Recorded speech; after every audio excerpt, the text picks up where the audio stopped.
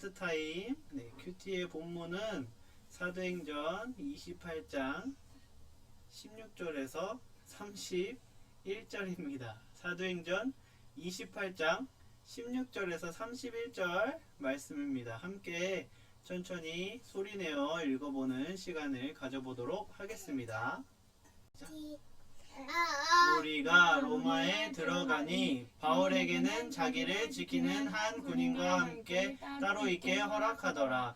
사흘 후에 바울이 유대인 중 높은 사람들을 청하여 그들이 모인 후에 이르되, 여러분 형제들아, 내가 이스라엘 백성이나 우리 조상의 관습을 배척한 일이 없는데 예루살렘에서 로마인의 손에 죄수로 내준 바 되었으니 로마인은 나를 신문하여 죽일 죄목이 없으므로 석방하려 하였으나 유대인들이 반대하기로 내가 마지못하여 가이사에게 성소함이요 내 민족을 고발하려 하는 것이 아니니라. 이러므로 너희를 보고 함께 이야기하려고 청하였으니 이스라엘의 소망으로 말미암아 내가 이 쇠사슬에 매인 바 되었노라.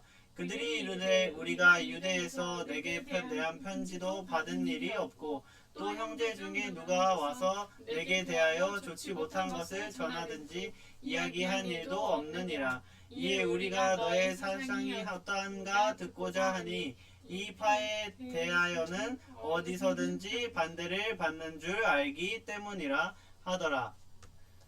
그들이 날짜를 정하고 그가 유숙하는 집에 많이 오니 바울이 아침부터 저녁까지 강론하여 하나님의 나라를 증언하고 모세의 율법과 선지자의 말을 가지고 예수에 대하여 권하더라.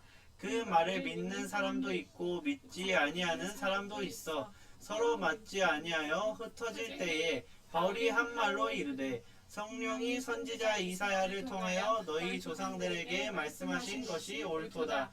일러스되 이 백성에게 가서 말하기를, 너희가 듣기는 들어도 도무지 깨닫지 못하며 보기는 보아도 도무지 알지 못하는도다.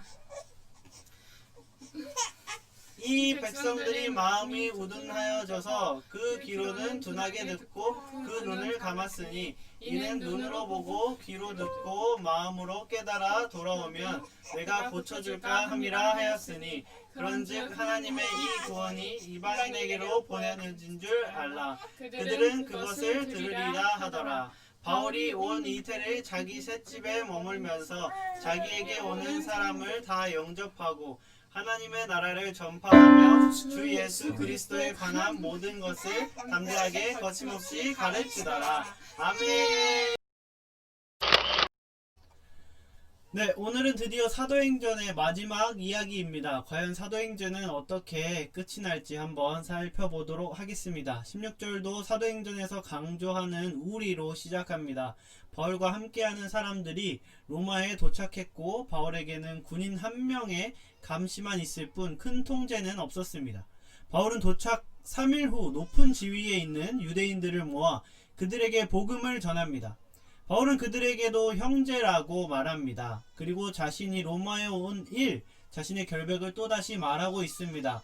유대인들에게 형제라고 이야기를 하면서 그들에게 다가가는 모습이 저번에 살펴봤듯이 그들을 배려하고 그들의 눈높이에 맞춰가는 바울의 노력을 함께 살펴볼 수 있습니다. 그러자 그 유대인들이 바울에게, 우리가 유대에서 따로 너에 대해 들은 것이 딱히 없다. 너에 대해 연락받은 것도 없다. 우리에게 굳이 그런 이야기를 할 필요도 없다. 우리는 너에게 딱히 그런 선입견을 가지고 있지 않다 라고 말을 하고 있죠. 이들에게까지 예루살렘의 사건이 전달되지 않았다는 것을 말하고 있습니다. 하지만 이 유대 지도자들은 22절에서 바울의 사상에 대해 듣고 싶어 합니다. 복음은 듣고 싶어 한다는 말이죠. 왜냐하면 그 이유는 이 파, 즉 기독교가 어디서든지 반대를 받는 파이기 때문입니다. 여기도 좋은 묵상거리를 가지고 있습니다. 하나는 예루살렘 사람들이 로마까지 와서 바울을 죽이려 하지 않았다는 것이죠. 즉 여기서 그들이 하나님의 거룩함을 지키기 위해 숭고한 희생을 맹세한 것이 아니고 그저 자신들의 밥그릇을 지키기 위해 밥그릇을 위협하는 사람을 없애고자 했음이 증명됩니다. 그렇기 때문에 바울이 머나먼 로마까지 갔을 때 굳이 그들이 거기까지 가서 바울을 없애버릴 필요가 없었습니다. 왜냐하면 이제 그들에게서 멀리 떨어져 놨으니까 그들에게 직접적인 피해를 끼치지 않기 때문입니다. 즉 그들에게는 자기의 생계 아니면 자신의 위치에 위협이 받기 때문에 바울을 해하고자 한 것이지 하나님을 위해서 해하고자 한 것이 아니라는 것이 증명되는 장면입니다. 또한 이곳 유대인들도 바울에 대한 어떤 선입견도 가지고 있지 않음을 보여주고 있습니다. 그저 그들이 궁금한 것은 어디서든 반대를 받고 있는 복음이 궁금할 따름입니다. 여기서도 인상 깊은 점은 복음은 언제나 어디서나 누구에게나 본능적으로 끌리는 부분을 가지고 있다는 사실입니다. 받아들이고 안 받아들이고까지 가기 전에 그것은 둘째치고 하나님의 형상을 따라 창조된 인간은 본능적으로 복음에 대해서 궁금해하고 알고 싶어 한다는 사실이죠. 그것은 기독교에 대해서 호의적이지 않은 사람들도 마찬가지입니다. 그래서 바울과 유대 지도자들은 복음에 대해 설명을 들을 약속 날짜를 잡고 돌아갔다가 약속 날짜에 다시 옵니다. 그런데 그들뿐 아니라 더 많은 사람들이 바울의 복음 이야기를 듣기 위해서 오게 됩니다. 많은 사람들이 어디서나 반대를 받고 있는 복음에 대해 궁금해하고 있다는 뜻이죠. 그래서 바울은 아침부터 저녁까지 계속해서 복음을 전합니다. 여기서 모세의 율법과 선지자의 말을 가지고 전한다고 말하는데 모세의 율법까지는 뭐예요? 사두개인들이 성경이라고 믿는 부분이고 선지자의 말까지는 바리새인들이 믿는 부분이죠. 바울은 사두개인의 시각에 맞춰서 복음을 증명하고 또 바리새인의 시각에 맞춰서도 복음을 증명하고 있음을 볼 수 있습니다. 계속해서 최선을 다해 한 명이라도 구원받게 하고자 하는 바울의 세심한 배려가 돋보이는 장면입니다. 이 복음을 하루 종일 듣고 언제나와 같이 믿는 사람도 있지만 안 믿는 사람도 생깁니다. 그래서 복음 세미나가 끝난 후에 사람들이 흩어질 때 바울은 이사야서 6장 9절에서 10절을 인용하며 흩어지는 사람들에 대해 말합니다. 보고 들어도 보지 못하고 듣지 못한 마음이 우둔한 사람들아, 지금 벌어지고 있는 일을 너희가 반드시 깨달아야 할 것이다. 그래야 너희가 회복을 받으리라 라고 말합니다. 마음이 우둔한 사람들이 결국 들려줘도 듣지 못하고 보여줘도 보지 못해 복음을 듣고 체험해도 천부장처럼 총독처럼 아그리빠 왕처럼 구원받지 못한다는 말입니다. 여기서 우둔하다라고 번역된 에파퀸테인 그 단어는 문자적인 뜻으로 살쪘다, 무성해졌다 라는 뜻을 가지고 있습니다. 마음이 살쪄서 그들이 보지 못하고 듣지 못한다. 즉 마음이 꽉 차서 복음이 들어갈 틈이 없다는 거예요. 너무 배불러서 뭐 하나만 먹으면 토할 것 같아서 더 이상 한 입도 먹지 못하는 그 상황인 거죠. 복음이 더 이상 들어갈 자리가 없다는 겁니다. 예수 그리스도가 들어갈 공간이 없다는 것이죠. 우리 마음이 우리의 욕심과 편의와 자기 의의로 꽉 차서 예수님이 들어갈 공간이 없나? 내 마음속엔 과연 그것들이 꽉 차서 예수님께서 들어오실 공간이 없나? 한번 생각해보면 좋을 것 같습니다. 그래서 유대인들의 마음에 살이 쪄서 본인들이 예수 그리스도를 거부했기 때문에 구원이 이제 이방인에게로 보내졌다고 말하며 로마에서 유대인에게 복음 전한 이야기가 마무리가 됩니다. 지금까지 계속해서 사도행전을 통해 살펴봤듯이 하나님께서 약속을 어기신 것이 아니고 사람이 자기 자신이 약속을 거절했다는 것, 그래서 이방인에게 구원이 넓혀졌다는 것, 그것은 하나님의 언약 불이행이 아닌 너희 당사자가 초래한 일이라는 사실을 계속해서 이야기해주고 있는 겁니다. 하나님의 신실하심과 반드시 약속을 지키시는 분이라는 사실을 끝까지 강조하고 있는 것이죠. 그리고 30절 31절을 통해 사도행전 1장부터 28장 사도행전 전체의 중심 내용을 요약해서 전달하며 누가는 사도행전을 마무리하고 있습니다.